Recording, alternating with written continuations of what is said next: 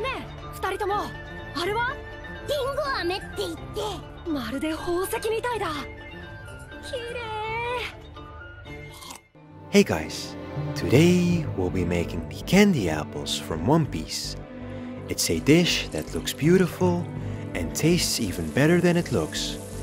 Don't forget to like and subscribe, and without any further ado, let's get started.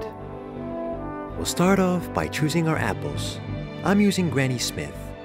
Because of the sour taste, it pairs really well with the sweet candied layer. Wash the apple in ice cold water to remove the filth and the outer wax layer.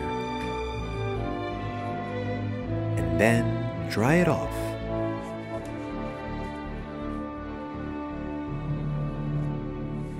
Remove the stem of the apple. And then we'll need some wooden skewers so that we can penetrate our wood into the apples. Next up, we'll make the candy glaze.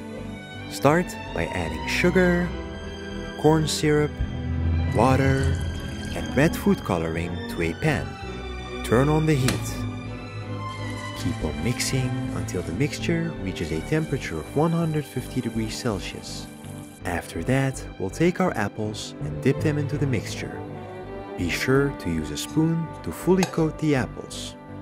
Once they're fully coated, let them cool on a non-stick surface. And that's it!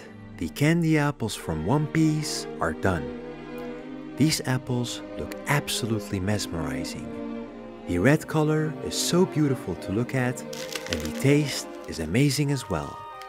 You have the sour taste of the apples being coated by the sweet and crunchy texture of the candy outside. It all works so well in harmony, and I understand why they are so popular in festivals worldwide. I hope you guys enjoyed the video, and as always, don't forget to like and subscribe, and thank you for watching.